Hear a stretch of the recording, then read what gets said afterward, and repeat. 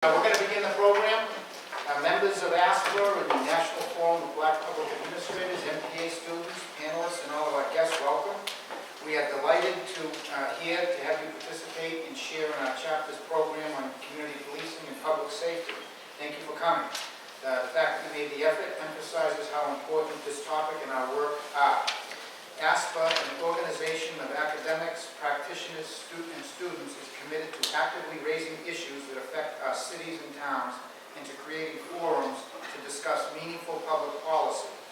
We care about social equity. We want all communities, regardless of race, creed, or circumstances, to achieve their full potential and work in harmony with those who have the difficult job to protect and serve us.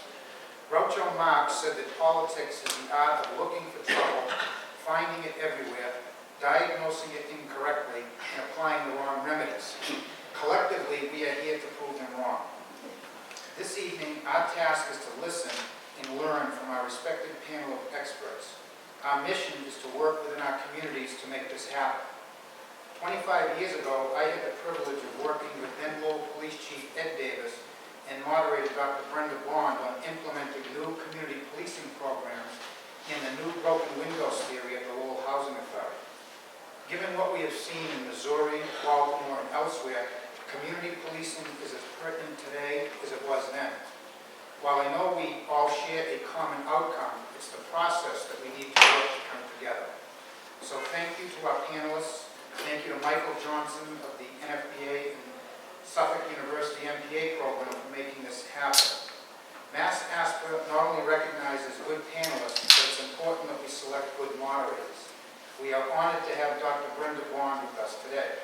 Brenda is recognized as an esteemed specialist in the area of criminal justice and proactive community policing.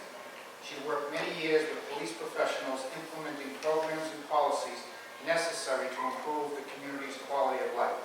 Her efforts need no introduction. The results speak for themselves. Jim Duggan, Jamal Crawford, Chief Davis, and Lisa Thurau bring their passion and knowledge of how to reach our communities and bridge gap. Their work is well documented. Before I hand over to Brenda, our moderator, I want to say once more thank you on behalf of MassASPA. It's a pleasure to meet you. Now let's be challenged, excited, and inspired.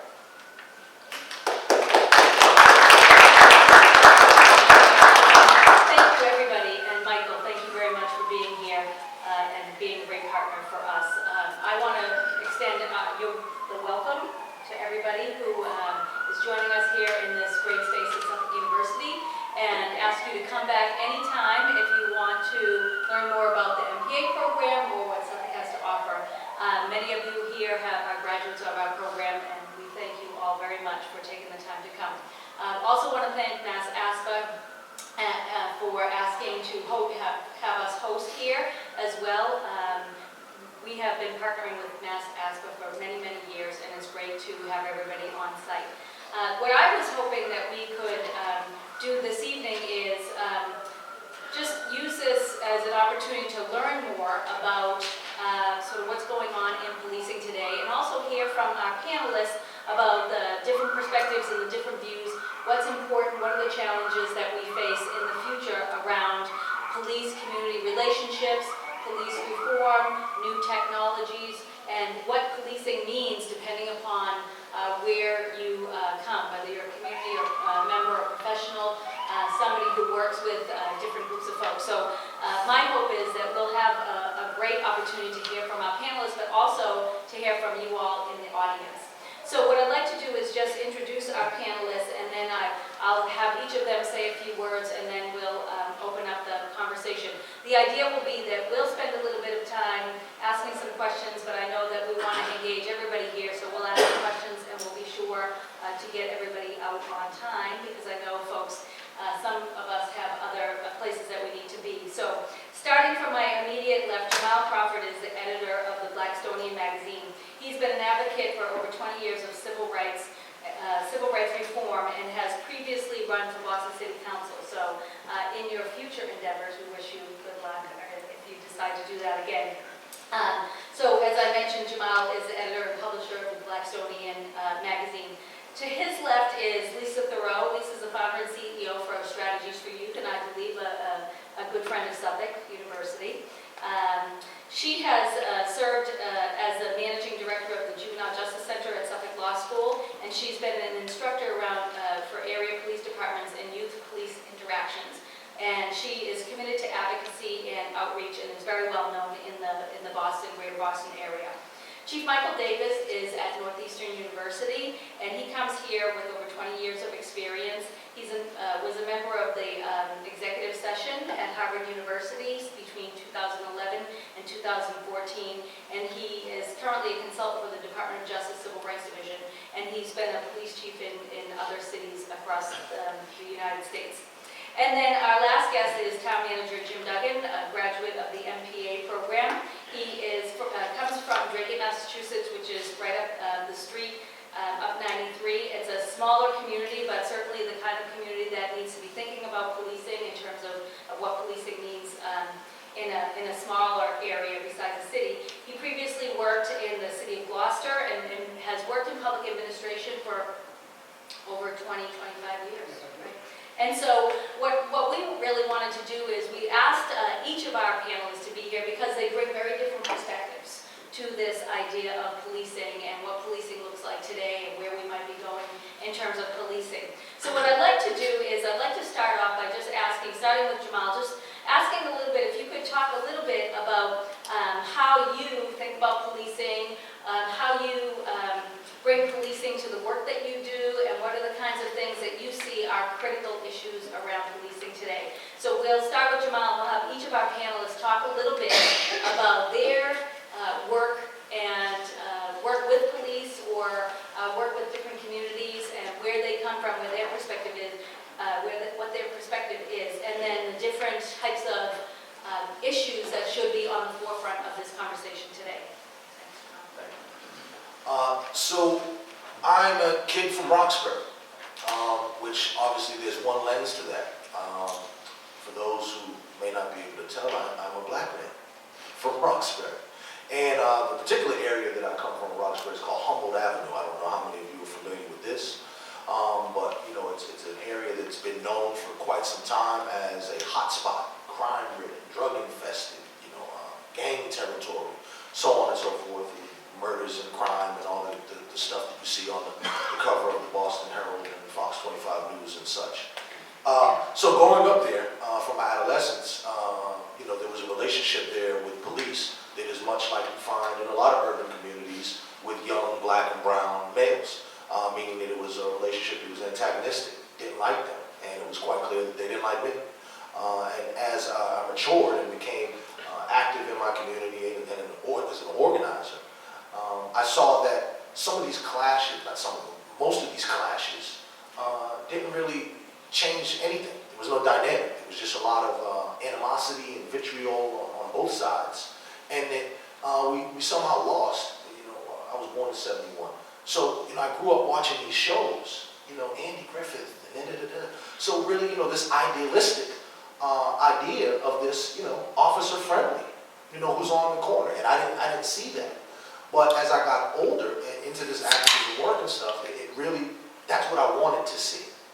And it really ticked me off that what I was seeing was not the reflection of an officer that seemed like, A, they cared about my community, that they cared about the humans that were there, and that they had any desire to do any kind of give and take, back and forth, human exchange and dialogue or anything like that. And then, that brought me on to a wealth of other issues, of course, which I'm sure we'll dive into tonight, diversity and hiring and what that looks like.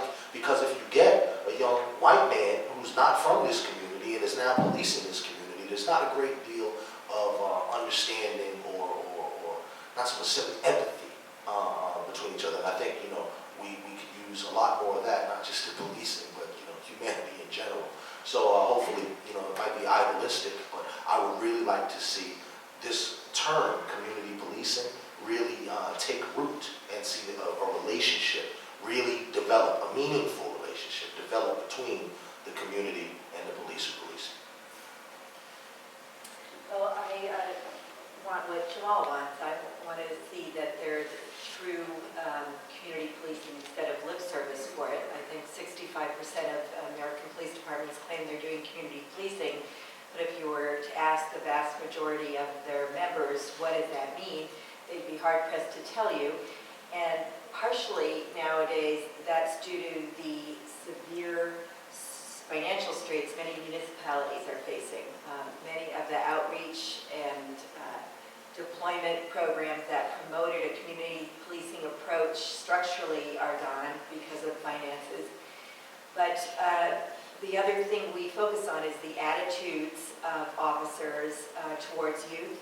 That's our main focus, and that came because in the 1990s and early 2000s, we saw an adultification of youth and a criminalization of normative behavior of youth, which is only now swinging towards the other end of the pendulum, to say that didn't help. So Strategies for Youth believes that a core aspect of developing community policing is encouraging officers' connection with children, youth, and families, and making that a positive connection, and giving officers both the mindset and the skill set to do so. And right now, on average, 1% of the time spent in academies on juvenile justice law, not on how to work with children or youth, not how to communicate, not how to recognize mental health issues among youth, not how to address disproportionate minority contact, which is a federal legal obligation.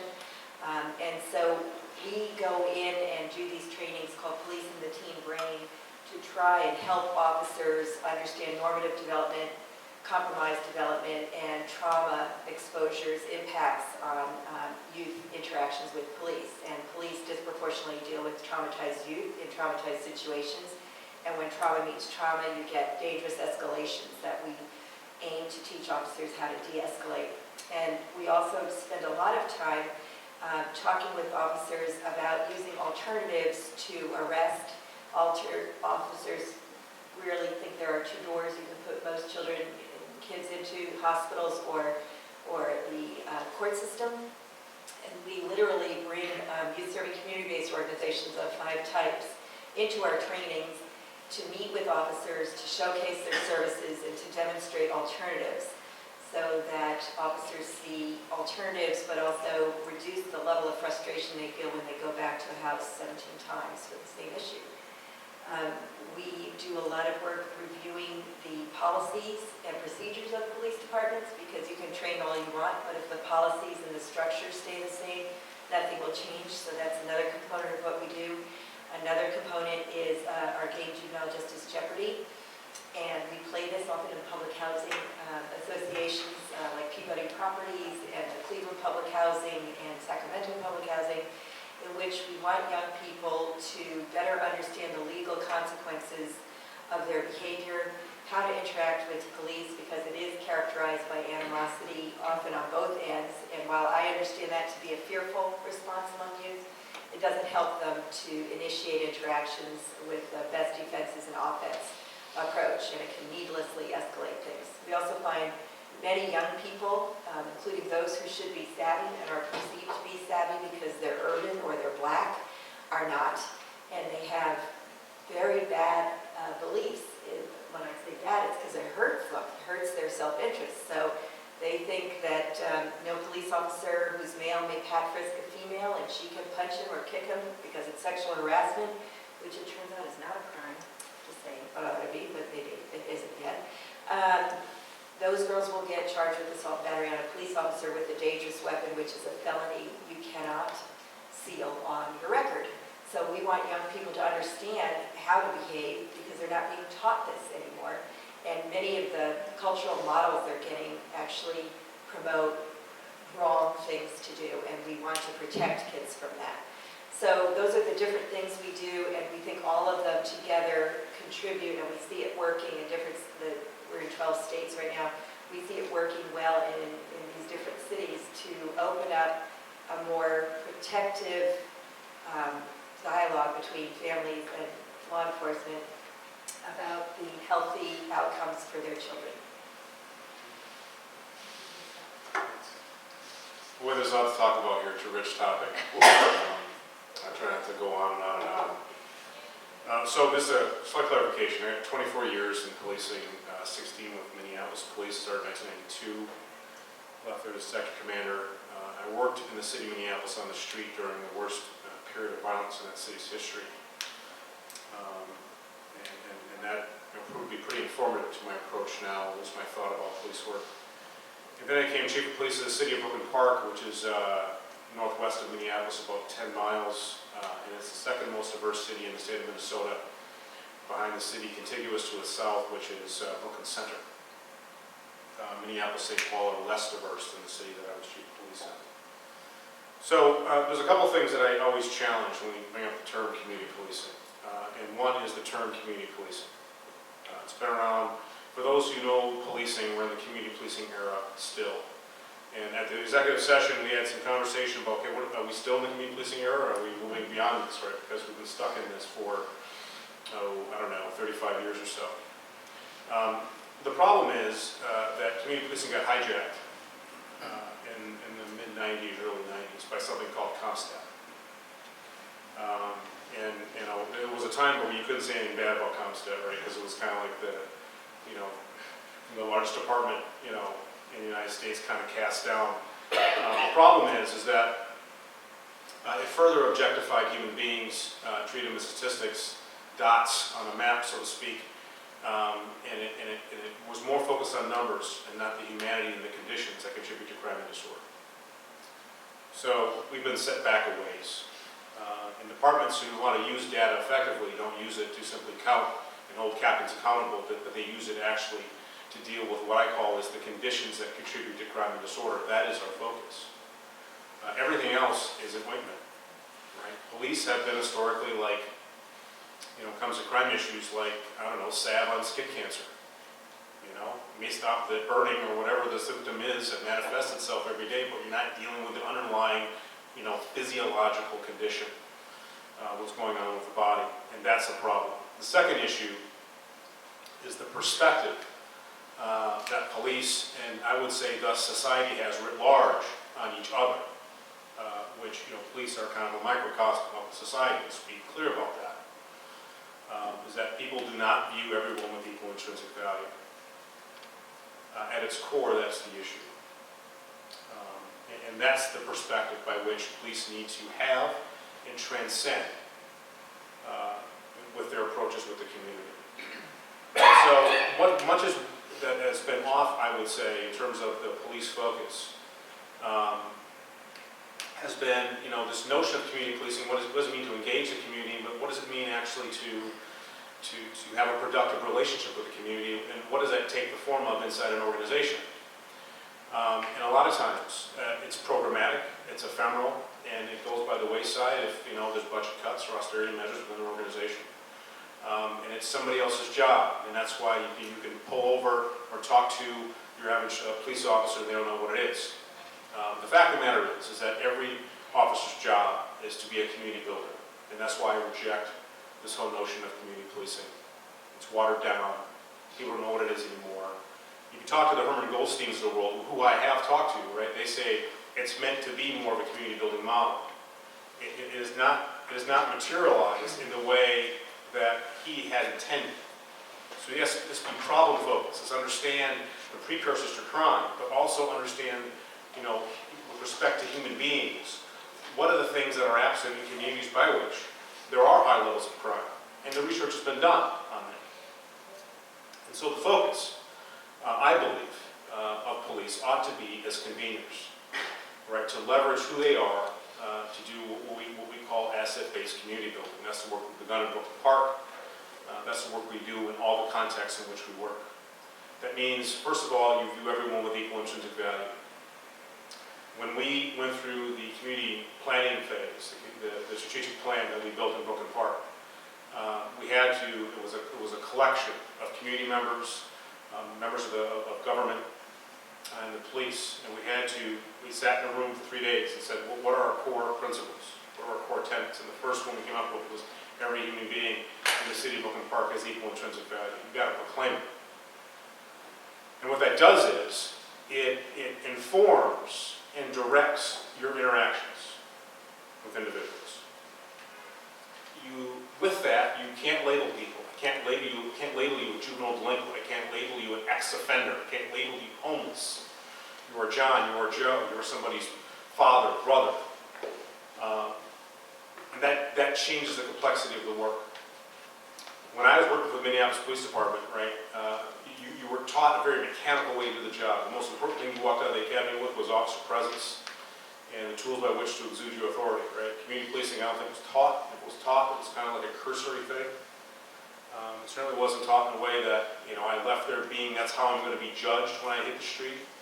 I had to learn it. But some cops don't learn. And they become sergeants, and they become lieutenants, and they become chiefs, and hence we're regressed. So we're at a crossroads, right? And as I say to the new officers that we're hiring, there's an opportunity for the new officers here to craft a new way in which we're going to engage the community. And that is to leverage every human being for what they have to offer. And there's a process to go through to do that. There's a process to engage the community in effective community building efforts. But it begins with the focus and the approach and the core belief, which sometimes transcends that of the community that you are serving. And this is what I mean by that. One of the things I was recruited for the Department of Justice, and the city will remain nameless because it's not important, was an East Coast city that was found itself in trouble with the Department of Justice, and it was about 87% white, 10% Latino, and the rest was a mixture. It was the way in which the police were dealing with that 10% of the population, which is what got it a consent decree. All right. But the problem is, in a lot of jurisdictions, is that you would say that the treatment of that segment of the population was endorsed by the 87% or a percentage of the 87%. Right? It wasn't something that was explicitly, I would say, stated that this is not the way you treat these individuals. It was endorsed because there was a belief system in that community that not everyone has equal intrinsic value and adds to the city. So in many ways, the police department has to transcend that. In the city of Brooklyn Park, for example, we're a rapidly diversifying city, and that creates this, destabilization neighborhoods in some people's minds, and it creates fear. And so if I, use, basic, community policing tenets, I'll go out, have a community meeting like this, which is a wrong way to have a community meeting. Let's just say I do it this way, stadium seating, staring at the back of each other's heads, right? And I say, well, look, I'm a community policing officer. You see something suspicious, call 911. Have a good day. And I'll do a premise survey and some other things for you. The problem with that is, now it's up to you to decide what's suspicious. Well, what's suspicious is what I don't understand. What I don't understand is the cultural practices of the Southeast Asian family that's moving next door to me. So I'm going to call 911 because I don't know what's going on. And then we come and the kids are walking down the middle of the street, we throw them over the hood, and we get what we got, right? So, so you got to be more sophisticated than that. And so our job as conveners, right, is get people out of their homes and having conversations with one another about their strengths, about what they can bring to the table, about what we want to create that doesn't exist in this community, right? And that's how you begin to have the conversation about the conditions that lead to a better community. And by creating a better community, you are eliminating the conditions that are deteriorating that community, and you're building collective efficacy. That is the focus. And so that's why I reject the term community policing. I believe it's too watered down, and I've been to 10 or 11 ICP conferences and had community policing stuff, right? And it's the same stuff for 10 or 11 years. And the meaning hasn't changed, right? People call for a national standard of police. The national standard for police is a consent decree. That's the national standard, right? So everyone knows where to go to make sure your policies are there and make sure that your policies adhere to your practices and how to tether the two and measure the data. It exists. Right? But there'll never be a national standard until there's an awakening, if you will, as to what is the focus and intent of the police. And that's to protect the democracy, and to do that, you must become one with the community, and to do that, you must view the community as an asset, and everyone has equal intrinsic value, and then you can begin the process of building community. And so that's the work. You're right. Thank you very much, Doctor. Thank you, Mr. Cardozo. I appreciate the opportunity to coming from a whole different perspective, as Dr. Bond had said, I'm the town manager of a town called Drake. It is right on the New Hampshire border.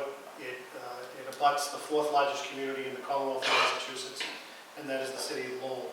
I was fortunate enough, what Mr. Wallace had mentioned earlier in his opening remarks, I was working for the Lowell administration at the time and was able to see firsthand what Chief Davis was doing in regards to introducing... my older brother.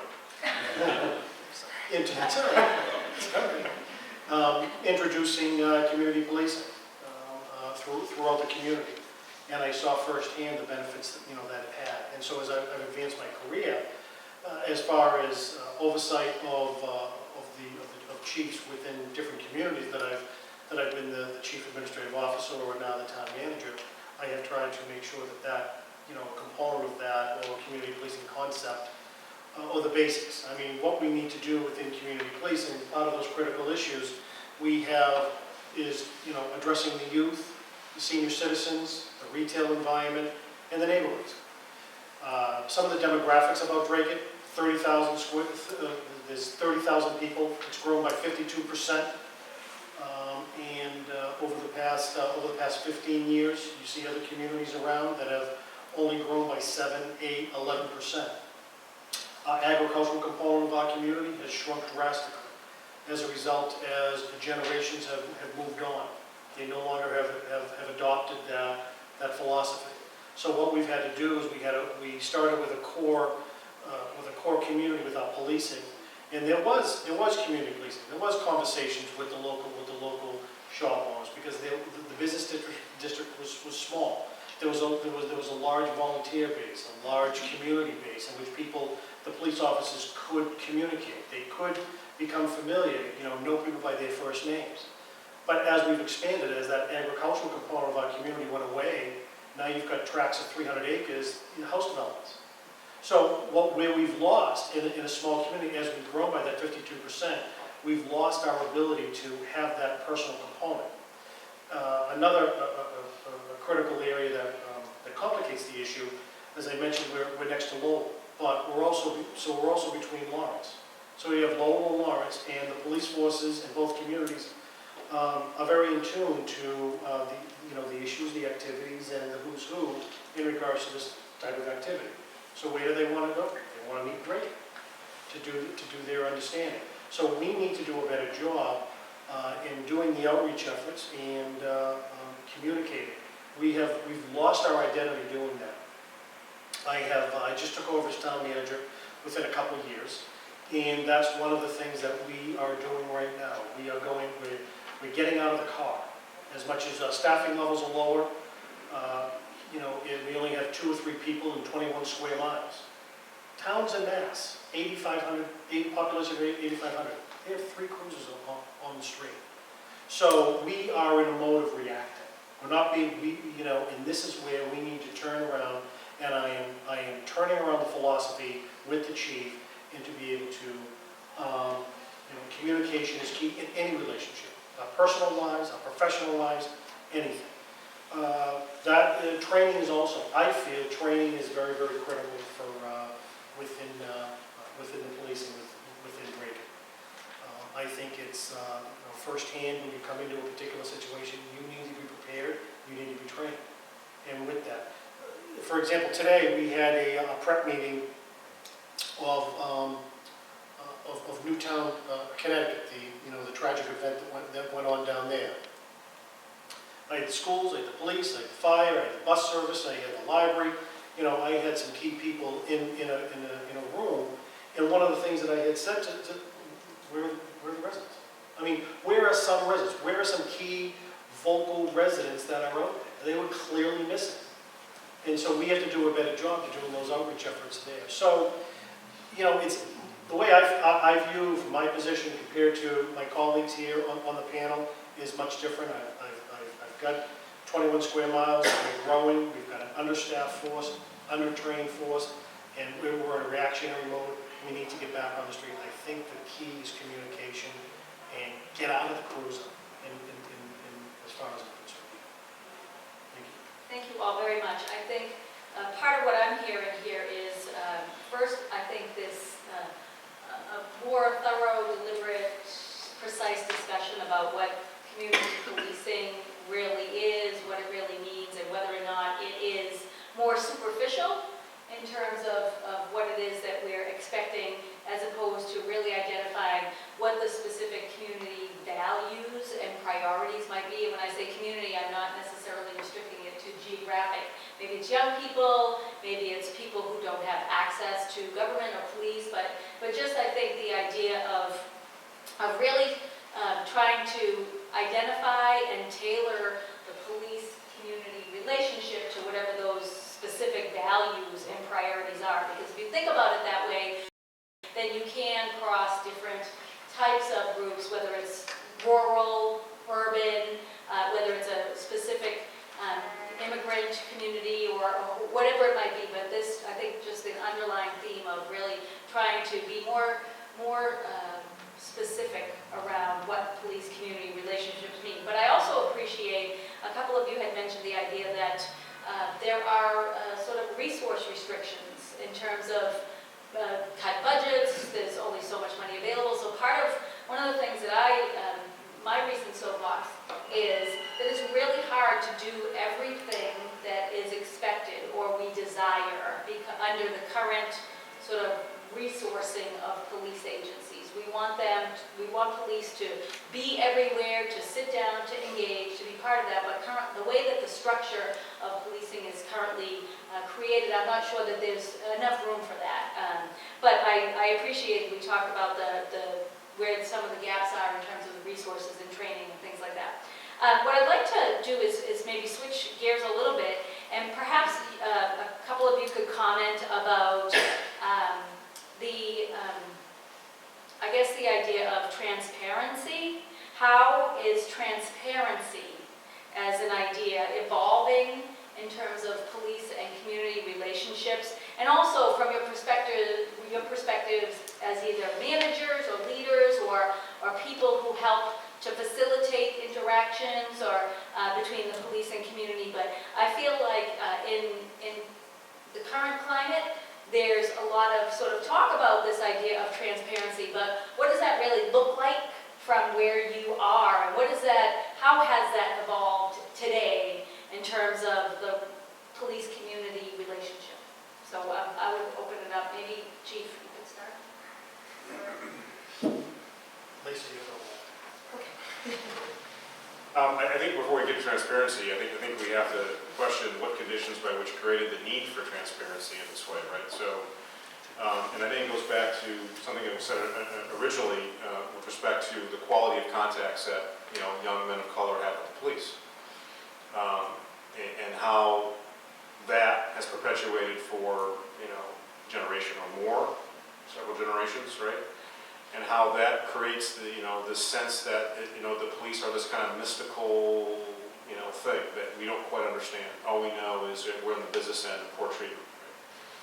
Right? And if myself haven't been in the business end of poor treatment, I know someone that has, right? And that stuff carries on. And the only way to begin to deal with that, to demystify what is the police, is through the quality of each individual interaction.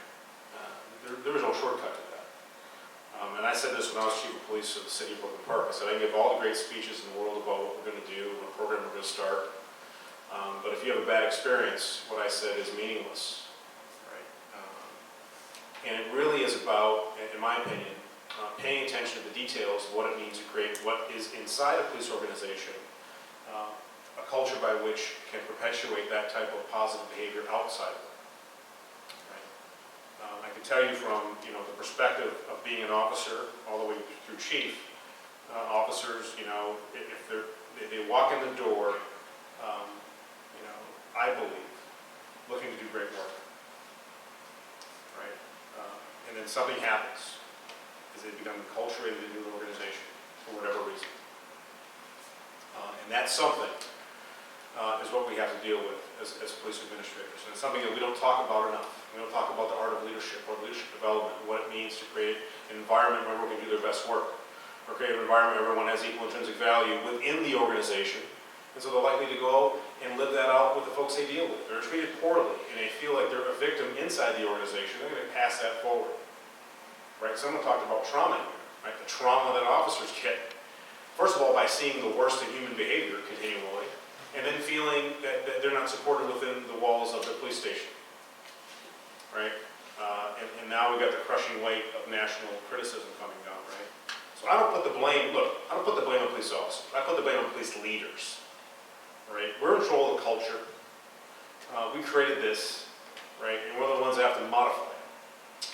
So I think about it in terms of deconstructing kind of the conditions that created the need for us to have this conversation about transparency. Because if we were out there having contacts of high quality, if we were out there actually building community, now think about that. This is why I talk about the change in term from community policing, which is an act of policing, an act of oversight, to community of building, which is an act of collective creation. Now, what do I need to know to be able to create something with you? I got to know you. I got to know the community. I have to know your strengths, your skills, your abilities. You got to know mine. We have to come together and make a decision to do something, create something that didn't exist before. So there's certain precursors that exist when you create something and you own it, right? That don't exist under I would say, the kind of perfunctory execution of community policing. I love to hear chiefs talk about what they do for community policing, right? And I guarantee you, it's 99% ancillary. I want to hear what the average cop is doing about community policing. Don't tell me about your program, your guy. I got a guy in the precinct doing a thing. I want to know what your actual officers are doing every single day. What is their mindset? What is their approach? What are they doing to build community in the places by which they are given the privilege to administer policing services in? That's what I want to hear. If I don't hear that, I don't hear anything else. Because I know where your programs go.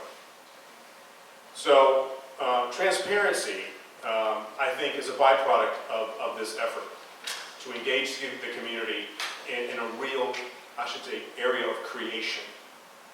And through that, things happen. Look, this is what I believe, and then I'll pass it on. There's a number of conditions that happen that exist in communities by which are struggling, right? And I'm currently working with the city of Detroit as part of the Violence Reduction Network. So I'm a liaison for the federal government in the city of Detroit. So there's a lot of things that I've seen in a lot of different cities. One of the issues that I've seen is that there's a low participation in the democratic processes in these communities. People aren't engaged to vote. They're not wholesale part of the process, right? That's a problem. The local election is the most important election you can vote in.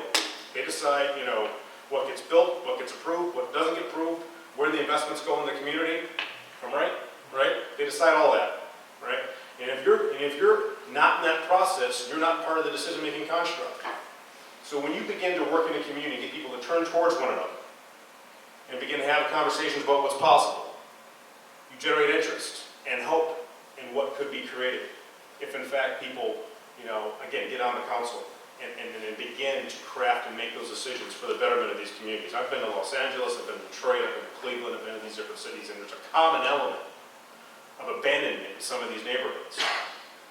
And in those same neighborhoods are high crime, low voter turnout, and all the conditions by which people have studied, in perpetuity for a long time.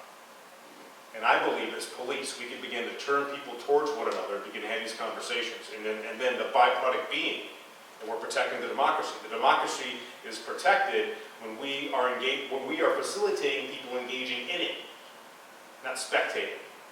It's important to do that. And then all the issues ancillary to that. So transparency, going back to the key point, transparency really is a byproduct of that work. And through that, people will understand and know the police department, and they won't be asking questions because they know what's going on. There's no mystery anymore. But the fact that, like you said, cops are in the cars, windows rolled up, heat on, air conditioning on, not engaging unless they're called and reacting to people in distress in their worst day of their lives or whatever they're going through. It's like it's a mystery. So demystifying and creating transparency really is a part of a byproduct of, I would say, asset-based community building. Bouncing off a little bit of what you said, Chief, I would say that we have to look at community policing, which is a weird term. I mean, I like it more than intelligence-led policing, because think of the alternative. But in any event,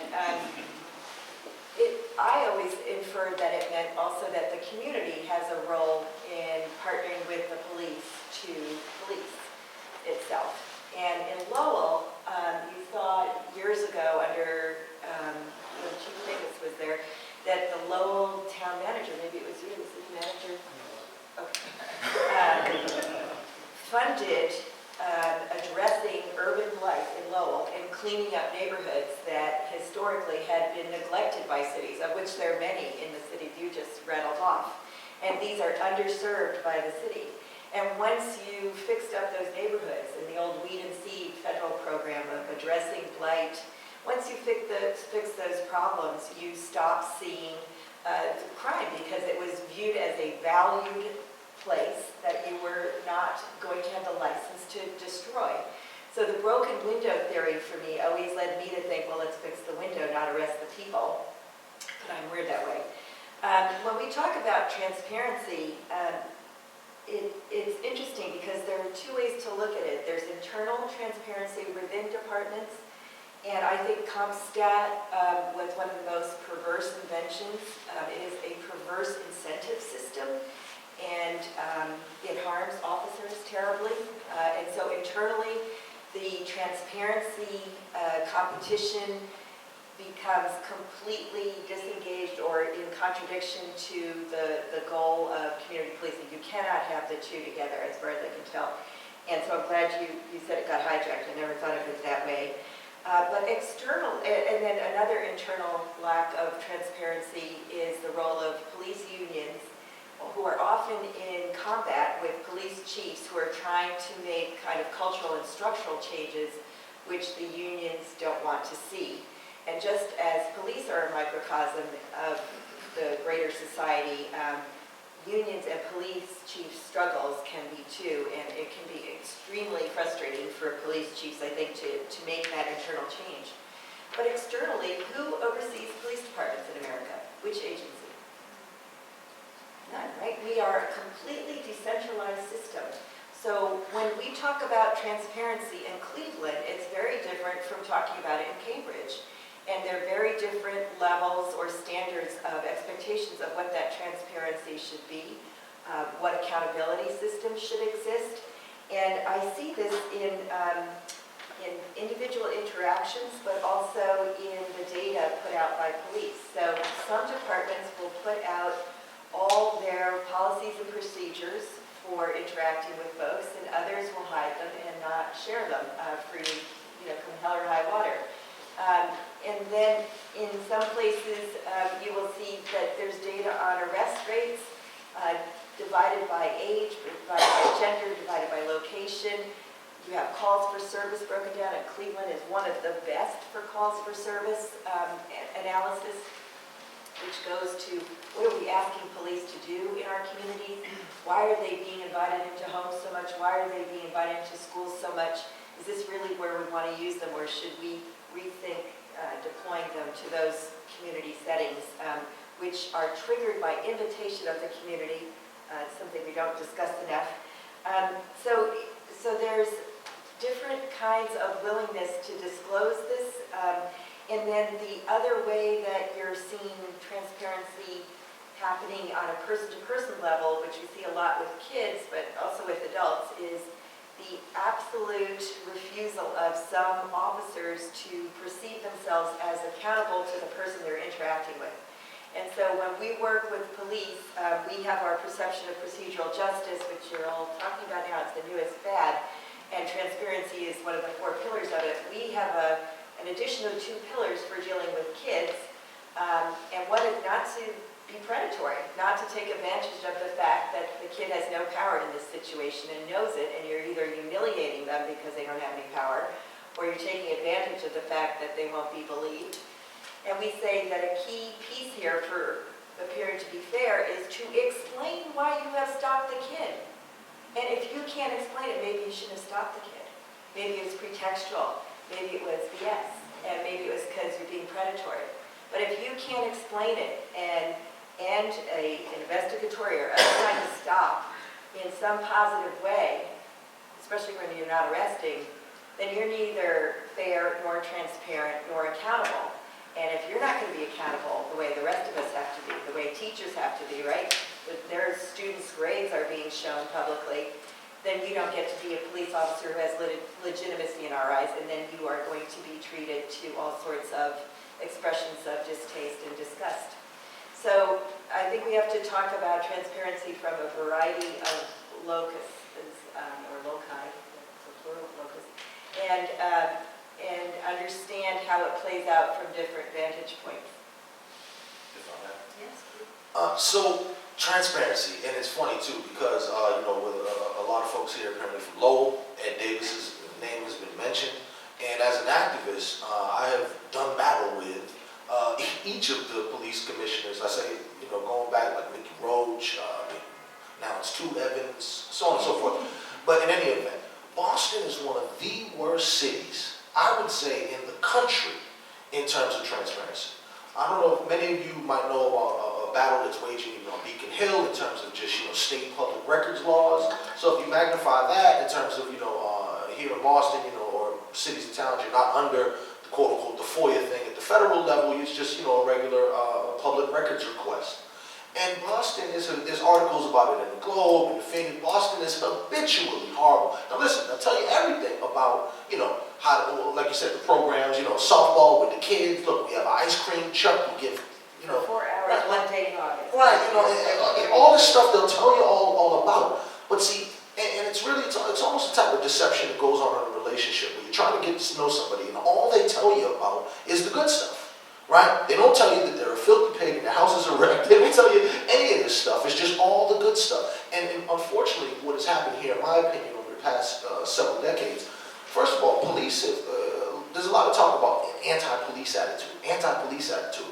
Well, for me, it's a very anti-citizen attitude that I see by the police. First of all, there's a thing of almost like, how dare you question me? How dare you?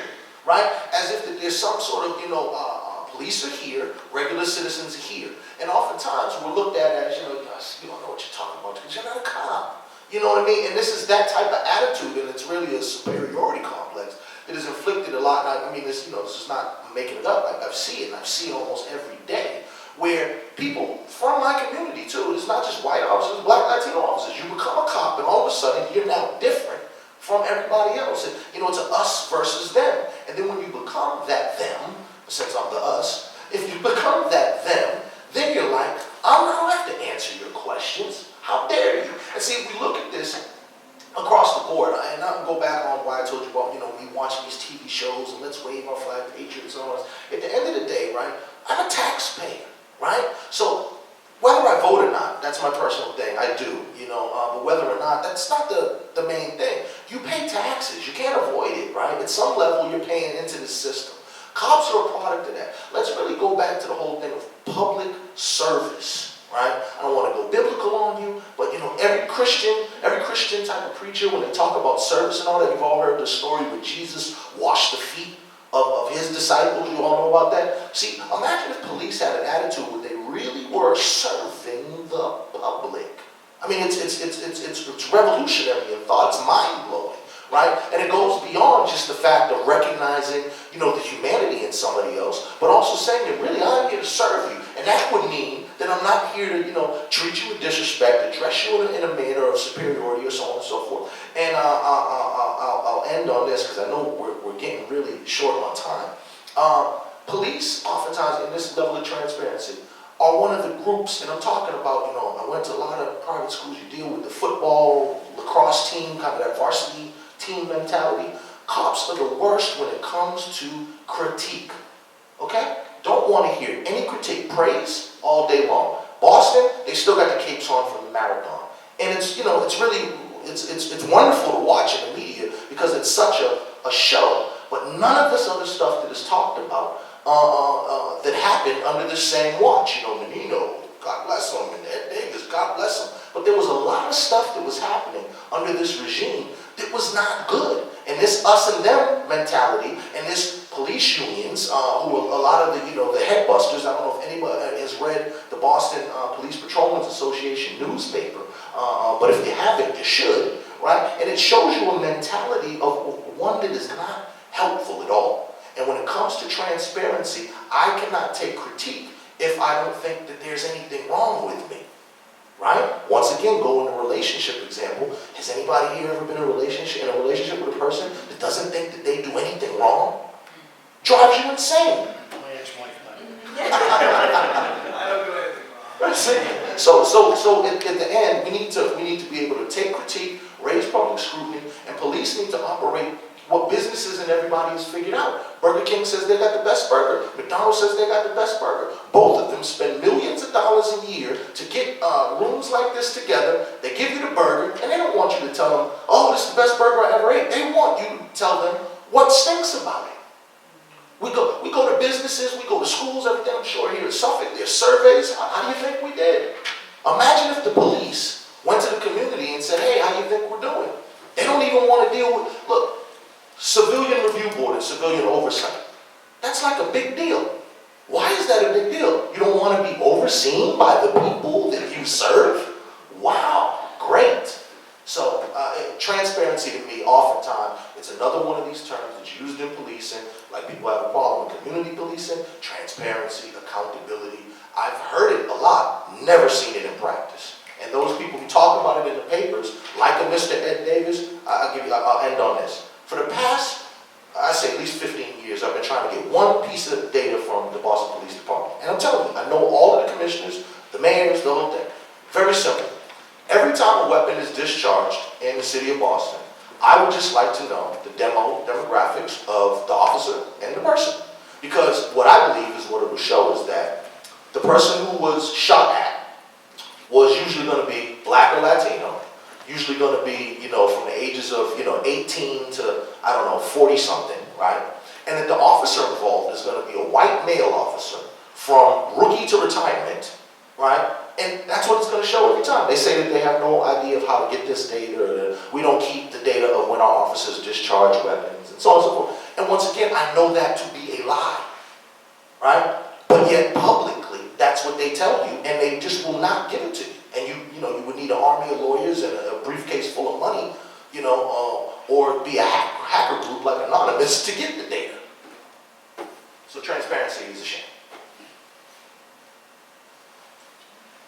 Again.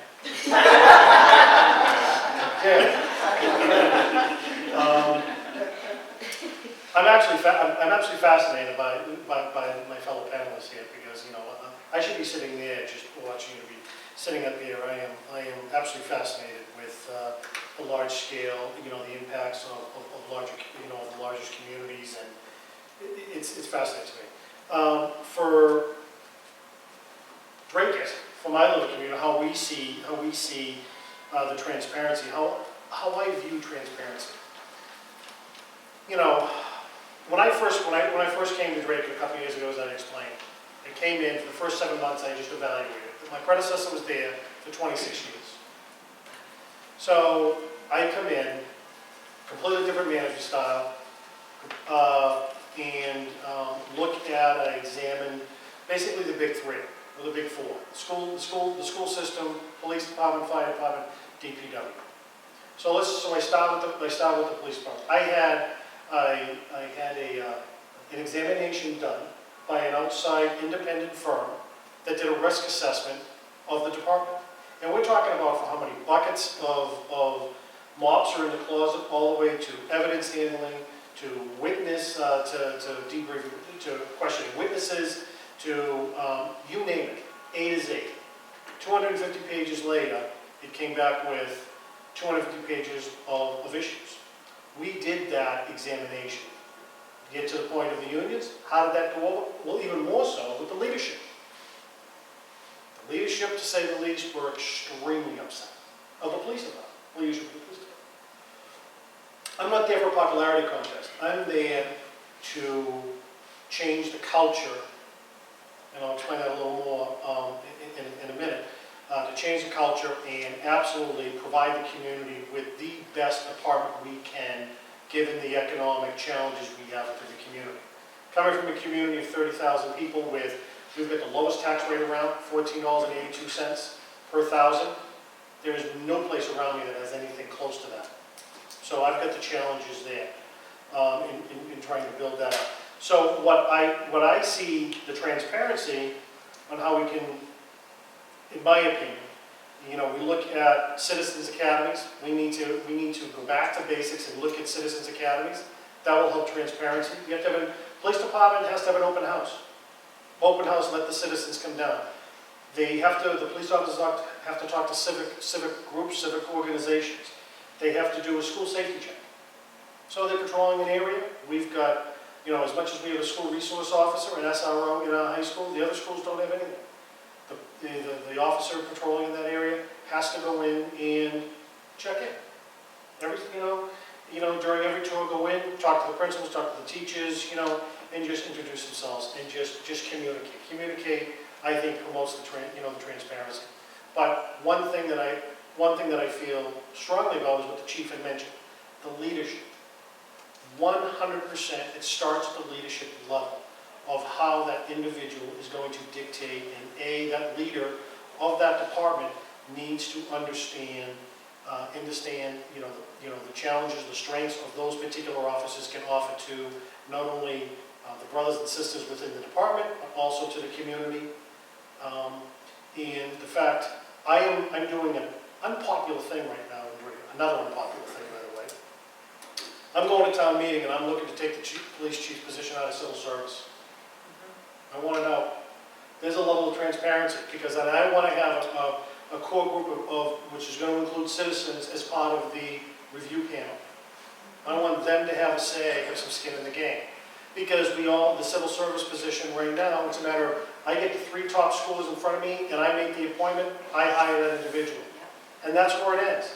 There's no discussion with, such as with anyone from the business community.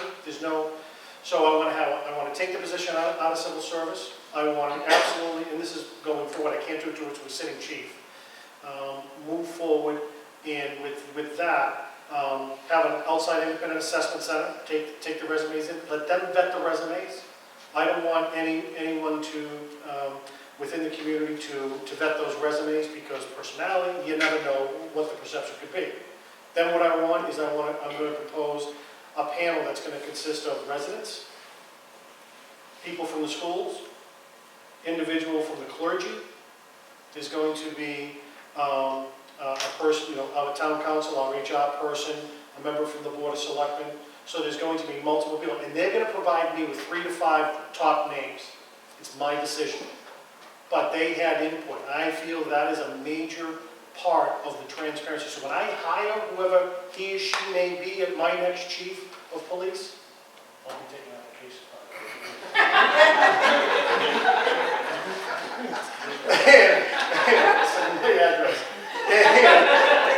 So, I want people to feel comfortable, through broad ranges in the community, that they have an investment in it. That's going to feel, and that's going to trickle down to the rest of the force, as far as I'm concerned.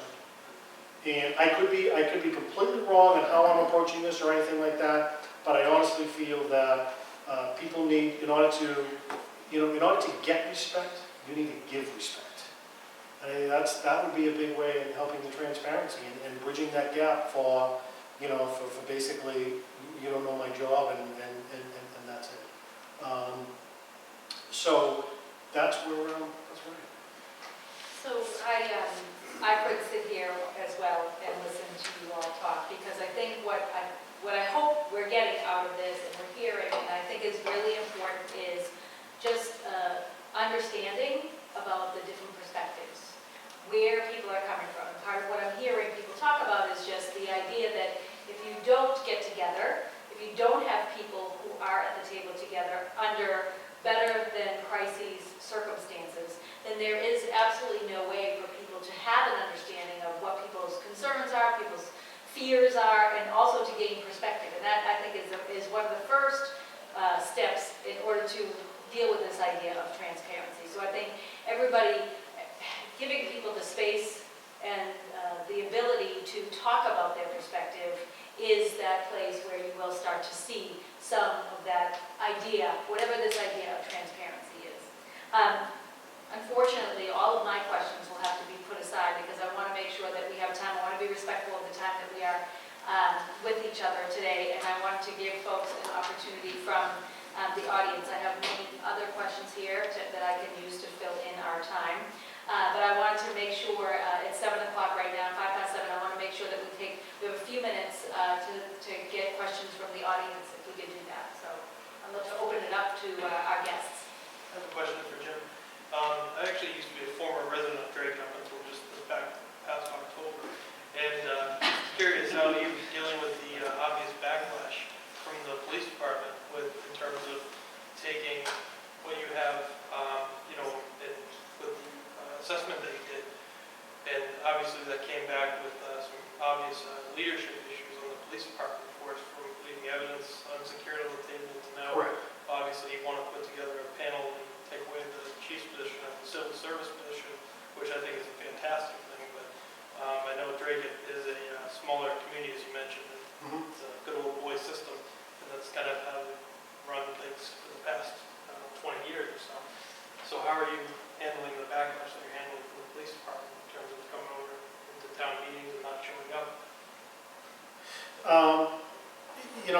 Good question. Good question. I'm probably going to need you vote at town meeting, so please move back in temporarily. Right, exactly. I knew going into the situation that through my years of public service that I knew I was going to be in a difficult position. Being from Lowell, born and grew up my first 35 years before I left to pursue other communities in the state. I knew the environment that I was walking into, and I knew the fact that it would be the changes that I want to do is extremely critical. Basically, as far as I'm concerned, one thing that I always say to myself whenever I make a critical decision in regards to the community is what's in the best interest of the community. Absolutely. I don't care if I'm hurting feelings. I don't care. The answer which finally I broke everyone from saying is, this is how we've always done it. Yeah. Well, we're not doing it like that anymore. Because of X, Y, Z, because what's in the best interest of the community, as far as I'm concerned. Actually, when I notified the chief that what my plans were at the upcoming town meeting, and then what I did is I got the two heads of both unions, the superior officers and the patrolmen's union, in there, and I said, this is my plan. And they turned around and they said, well, we would like to have a seat at the table at that group that you're going to put together. And I said, no way. They said, well, we only think it's fair. And I said, okay, let's go fast forward. Well, we don't want to make the same mistakes. You have a representative at the table that's going to be critical of a particular applicant, and that potential applicant becomes the new chief, whoever he or she may be. And now you want the perception of something in the line of, believe it or not, unions, I'm protecting you by keeping you out of that world. And they got it. So they're supportive. Overall, I think they're pretty supportive. There are, there are a few people in there that they like it. They like the way it is. Because as it's referred, what the gentleman was talking about, there's a palace guard. Palace guard is basically a real small group of individuals within the police department that they do no wrong. They get all the accolades. They do everything, and they do everything like that. And you know what? Game over. Good for you. I'm going to change. You know what? I'm going to change the culture, and I moved to the community from oceanfront home in Beverly in the Cove to Drake it because I need to be part of that community, and I'm ready. Did you buy Kevlar?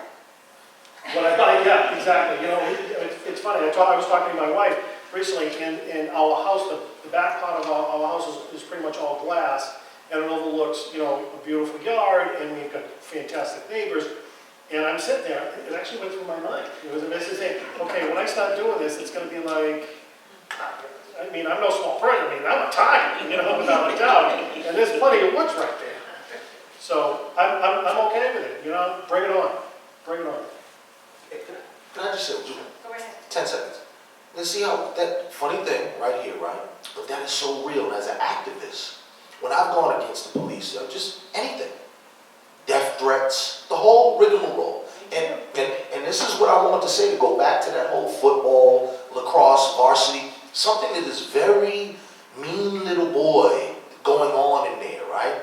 That any type of change, there's just this resistance, and the stuff that could go, your house could get toilet paper, you could get the flaming bag of poop on your, I mean, it's really juvenile, but this is really what happens. Trolled on the internet, you know, Facebook.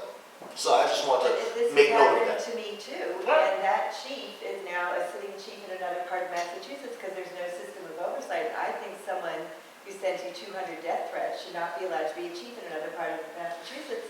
That's what's happening, because there's no transparency at the state level. The state is truly missing in action, and they are extremely retaliatory if they are not well led.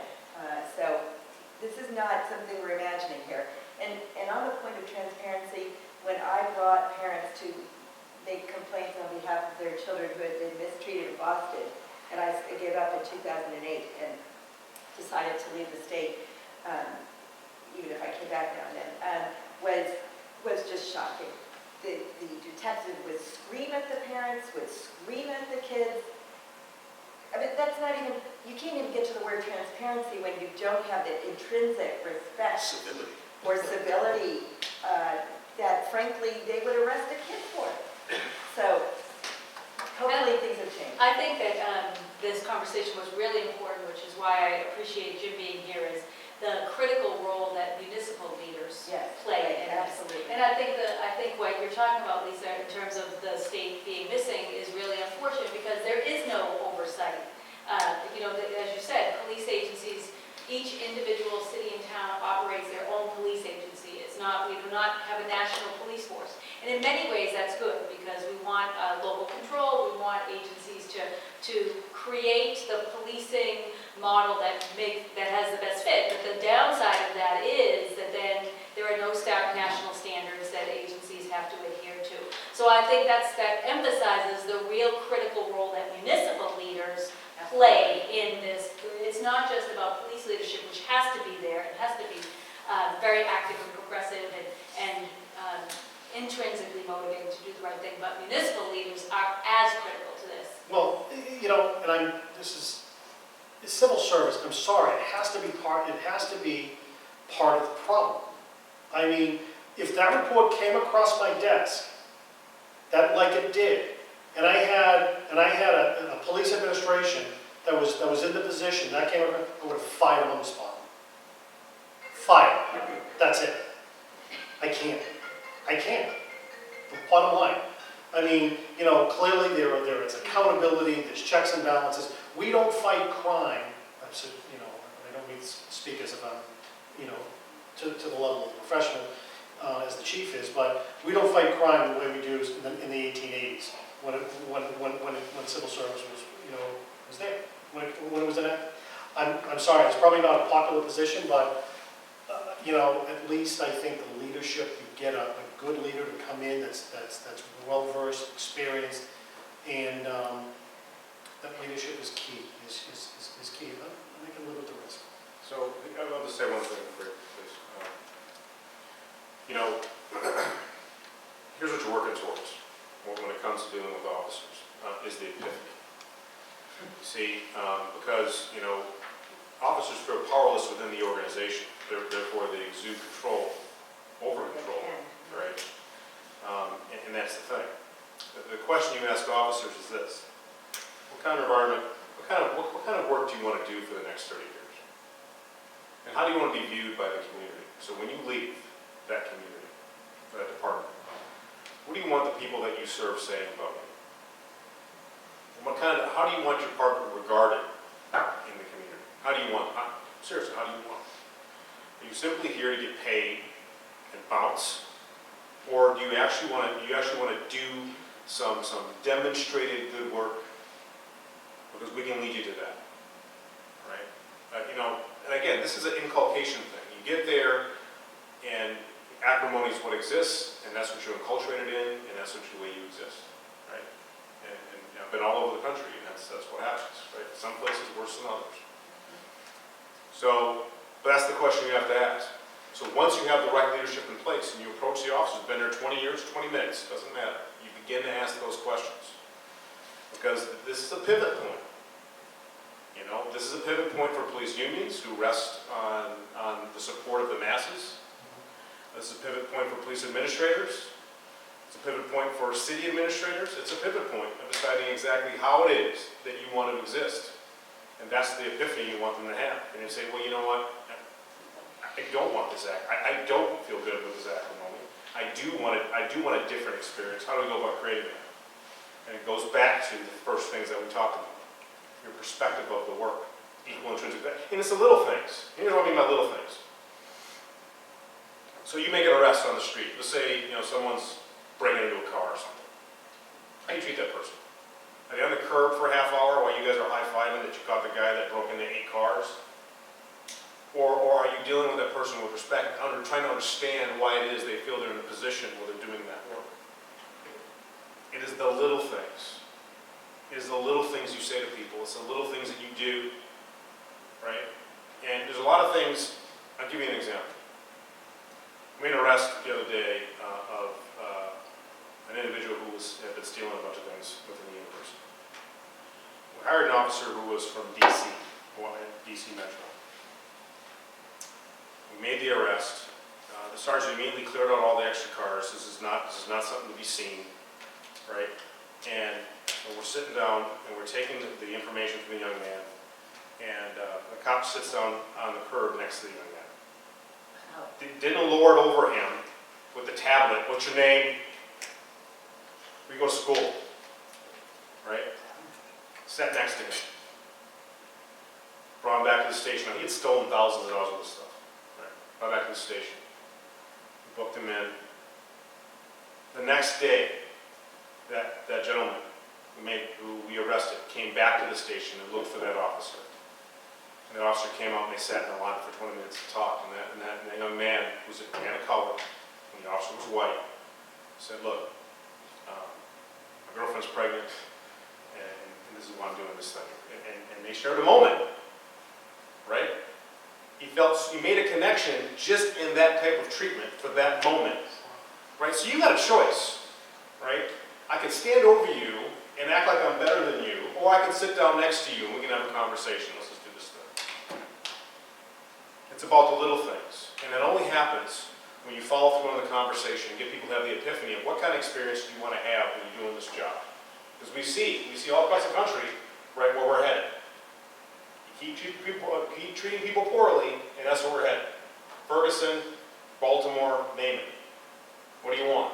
That is the product of years of mistreatment. It's not one incident. It's the product of years of the little things turning into big things. Right? So that's when you begin to make headway. And I think it's the job of the police administrators to pay attention to that. And one of the things I think, and I'll end on this note, one of the things that's important is that, and this is something that me and my deputy chief share, you are what you celebrate. So if you're celebrating arrests, go to a press conference, we made an arrest, right? And you're celebrating the arrest of an individual from the black community who's been committing crimes in the black community. What are you telling the black community? What are you telling them? Right? We celebrate engagement.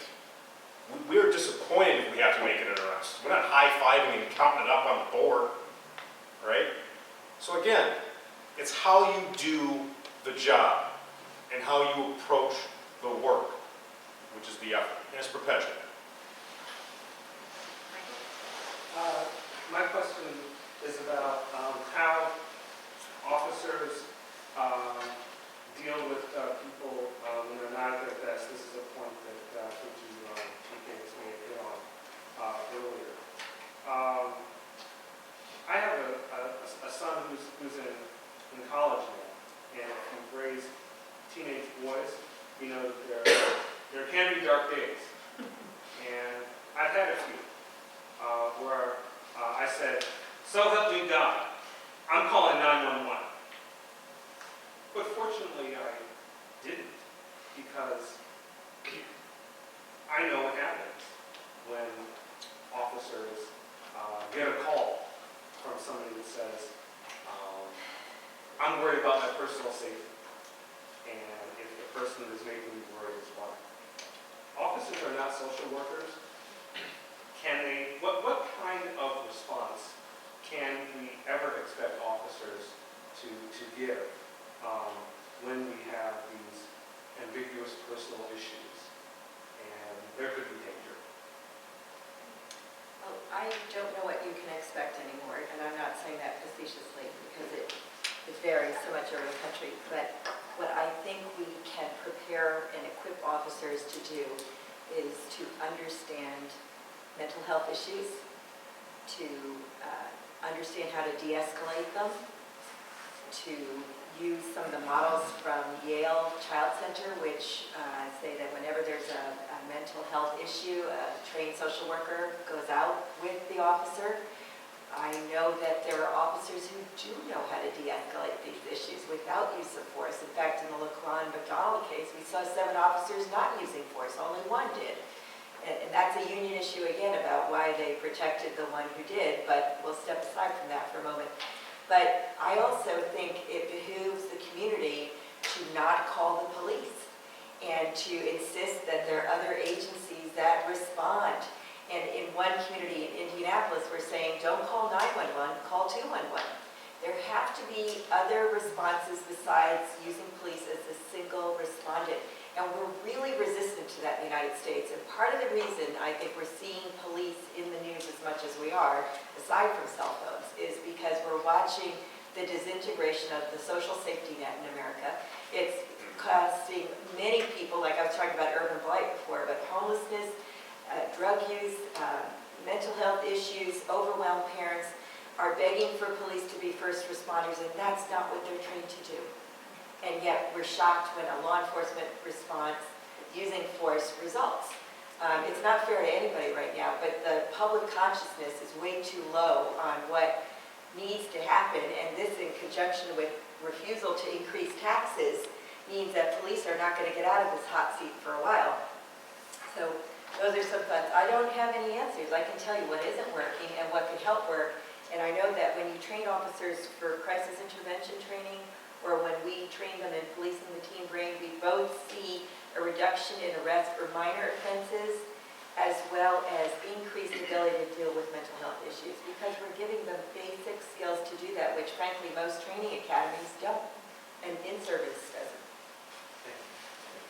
Yes, sir. There's so many questions that I want to ask, but I realize that I can only ask one, so I'm going to try to put it together in one sentence here. So each of you have brought different perspectives to this discussion, and I appreciate that, from the local level to Boston to Northeastern.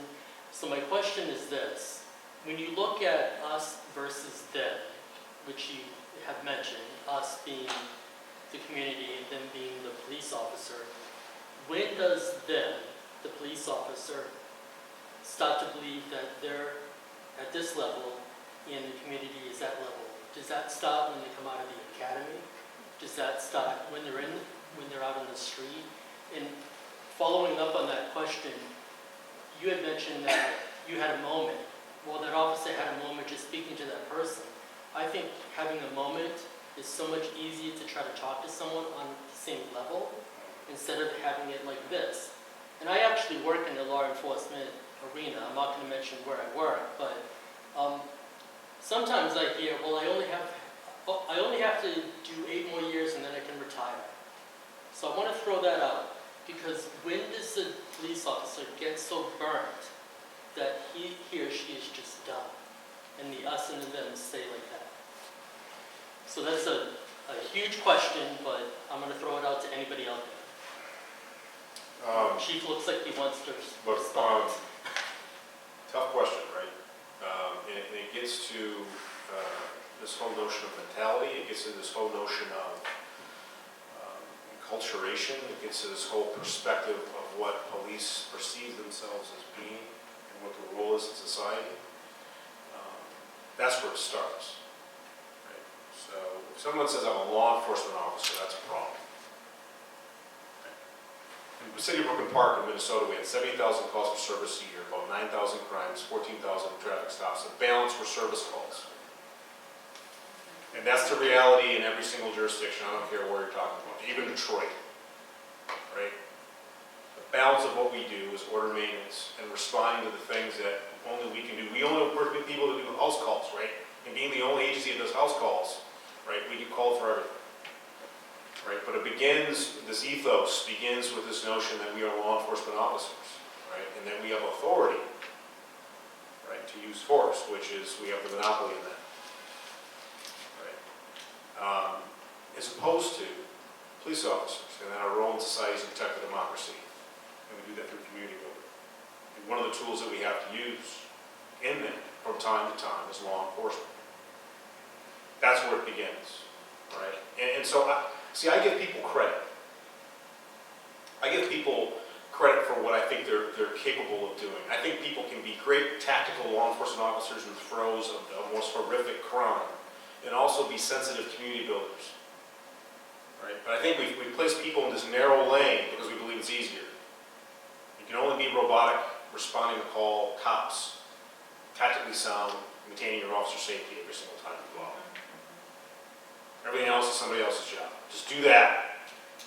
You know, and that I think limits, and I think that's why. And I think part of what's going to happen in this, I believe, part of what's going to happen in this profession is that there's a new generation of officers here that aren't quite edified with that. Right? They're not going to hang on for the pension. They're not going to suffer through 30 years, 35 years of a vitriolic culture within an organization to get $70,000 a year. They're not going to do it, right? And so talent will leave, and you get what you got left over, right? So I agree, right? Civil service has outstayed its welcome, I believe. I'm glad we're not part of that, because the job's a lot harder if you are.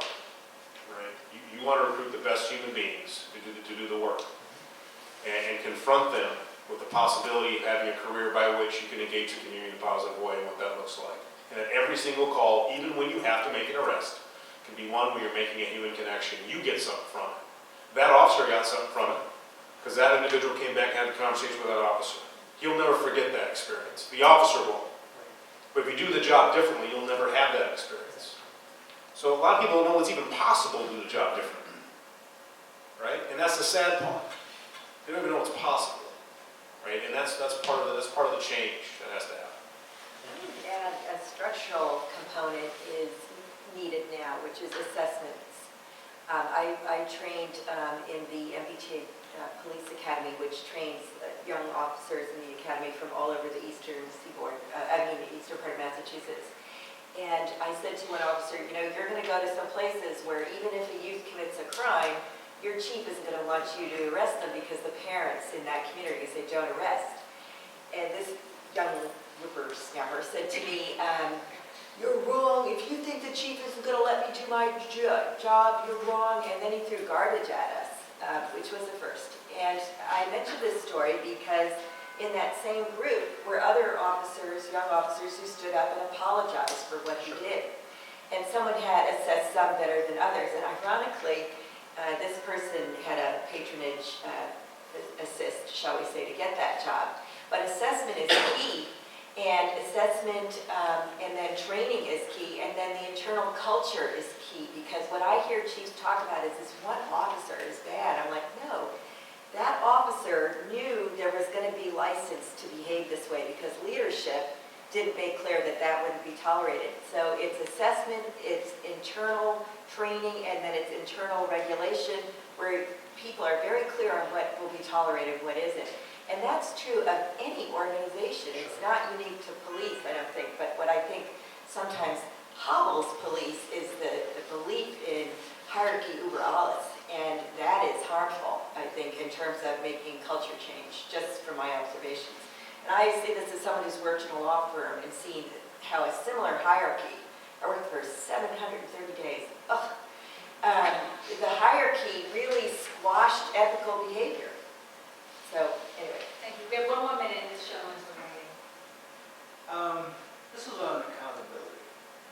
The marathon bombings a year before, I read an article saying there were these two guys that were in Cambridge, one guy, they didn't mention the brother, they didn't mention the older brother. And the FBI said they checked them out, they're all right. But with that said, because that came from Vladimir Putin, how come nobody about how come our law enforcement and Homeland Security didn't know where they were on Marathon Day.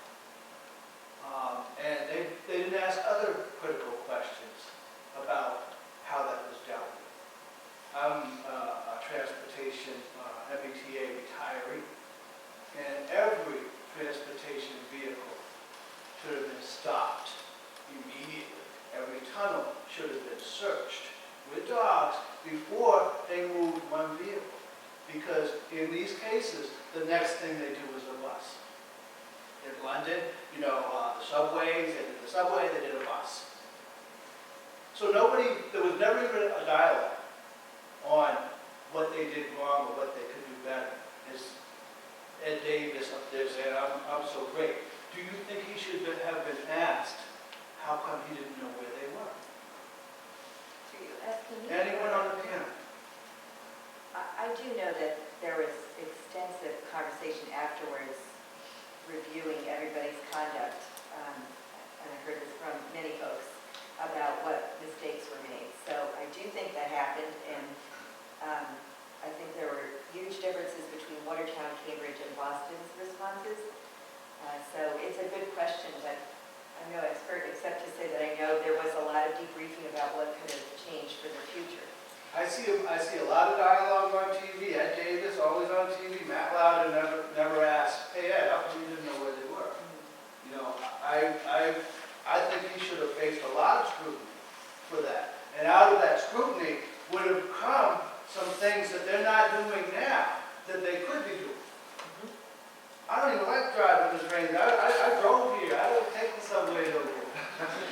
Because And what I think you're pointing out is that it's a very different world that we are living in now, and it's very important to constantly talk with the community about that world so that people can have a better understanding and so that people can make those kinds of decisions. But I think even bringing up this idea of local terrorism 5 years ago maybe wouldn't have seemed as relevant. And so I think those community conversations and identifying ways to bring people together so people can ask those kinds of questions are very, very important. So we are over time, but our host insists on asking a question. Gary? Thank you. Yeah. Yes. Great presentation by everybody on the panel. I appreciate it. It's kind of a two-part question for anybody.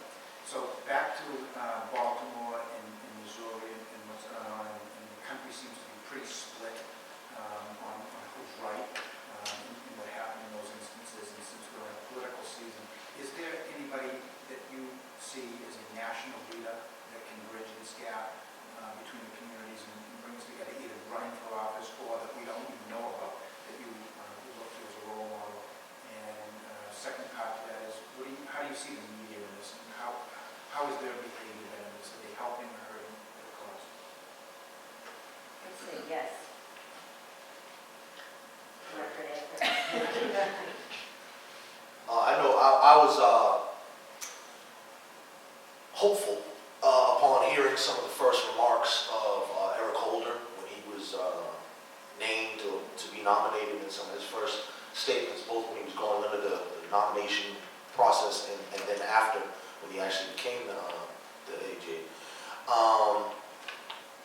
And then subsequently, the lady who was took his place and is in there now, whose name is, thank you, yes, Ms. Lynch. Also, I thought there was a promise there based on some of her work prior in New York. But by and large, I really think politics and police don't mix, because the politicians, I'll give a great example, right here in Boston, the mayor. It does not behoove the mayor to get into a conflict about anything policing because of the unions, the whole, machinery behind there, to get into this big public spat that could damage you politically. So why would I want to put my butt on the line if I don't really, I'm not being affected, right? So why would I want to do that? And if I could just avoid it. So politically, I think that there's really a lot of cowardice and not a lot of political will to really tackle policing the way it should be done, locally or nationally, just because of the gigantic headache it is and because of the gigantic pushback that people get. So it's kind of like, unless it happens to me, why would I enter that pit of quicksand, right? So that's one thing. Here in Boston, I am hopeful in terms of community discussion. And kind of being a cynical kind of activist, I don't really believe that we're going to have any great reforms in this country without really like legal action or major legislative change. And based on what I just said about the political will of those who are in power, you either, strong arm and, twist their arm to, become an advocate on this issue. Or really, I think that the next step is really legally, which is why I'm going to be getting Mr. Davis's number here, because many of you might not know this, but we wrote a letter to the Department of Justice asking that they come, like in Baltimore and these other cases, that they come and do an investigation and help reform the BPD, because, Boston Police Department, first in the nation, I don't know, we all know this, first in the nation. Everybody here is aware that Boston has a horrible reputation for race, right? All right.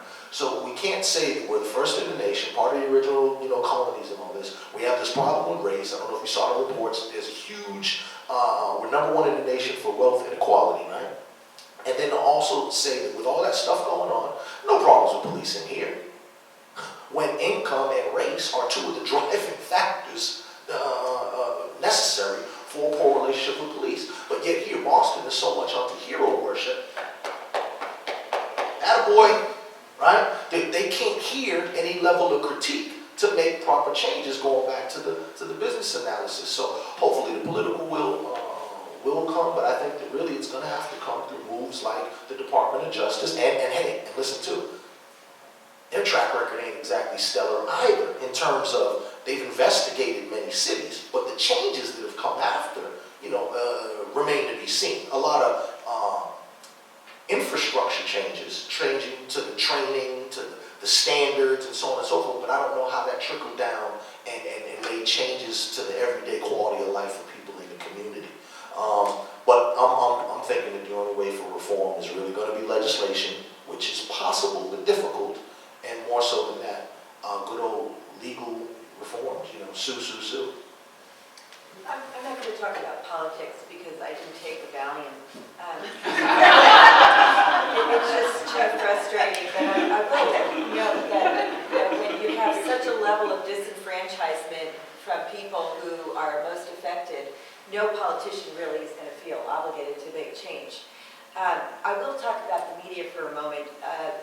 The media in the post-Ferguson events and Tamir Rice or Charleston or other places has done a great job of disclosing the problem, but I think they've also heightened a polarizing response and are pretty harmful that way, and need to change up from focusing solely on race, because there are white people being hurt by the same kind of militaristic approaches of police, and to only give attention to people of color isn't helpful.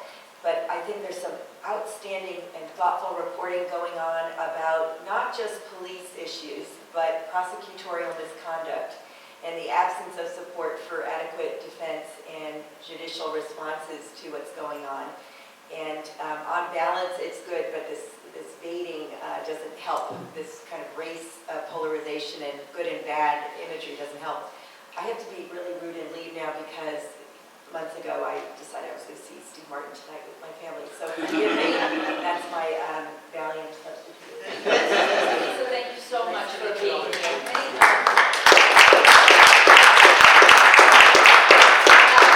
Does anyone want to say anything else about the question? No. Or? That's another half hour. Okay. I have one more, small morsel, because I forgot the media thing. There's also an issue of coverage in the media, and once again, the Boston thing. Boston is great, once again, at patting itself on the back. So even if you look here, what's happened nationally, there's a great guy who's made his bones here, and he left here and went to the Washington Post, Wesley Lowery, who is now the head of their police-focused thing, and put out the national database now of police shootings of civilians. So the Washington Post definitely doing great work. Wesley Lowery started here. But if you look here in Boston, once again, back to the Boston has no problems, they don't cover this stuff here. So people have gone on television, Ed Davis before, the current Commissioner Evans, and they, thank God, Boston is no, fill in the blank. Boston is no Ferguson. Boston is no, I don't know if people know this, but Boston police have killed basically a person a year since like 1991, and I have a chart on my thing to show you, and every single one of those people that the Boston police shot and killed was a black, Latino, or Cape Verdean person, right? And the media doesn't cover that at all. So I think that on one hand, while the media does a great job, particularly in Boston, on covering all the wonderful deeds of the police, and knows how to throw a hell of a pity party, by the way. When those awful circumstances that happen to an officer happen, like the officer who got shot on the corner of my street, God knows that the Herald and the Globe go hard for this officer. Dangerous job, he has a family, don't wish anything bad on a human, get shot in the face or what have you, in the line of duty or what have you.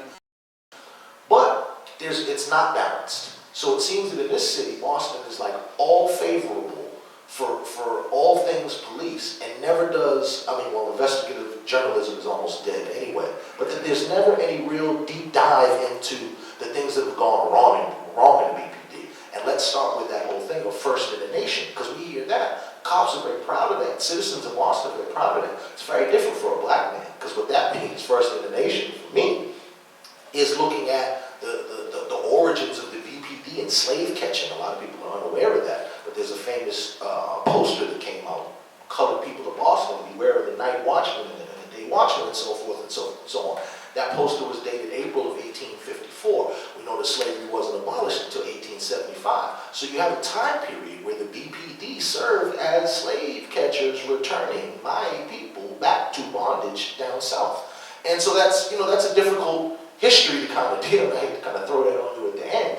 But what I'm saying is, different things mean different things to different people.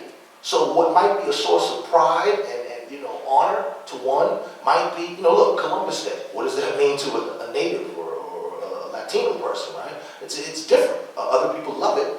4th of July. Frederick Douglass, of course. What to the slave is 4th of July. So on and so forth. So with the policing, I think that the media coverage in this town, at least, could be a lot better, and we need to take a look at not the wonderful things that we do that are the easy ones to talk about, the conversations that we need to be taking and the stories we need to be taking a look at are the difficult ones, the ones nobody wants to look at, the stuff that's really ugly. That was quick. Yeah.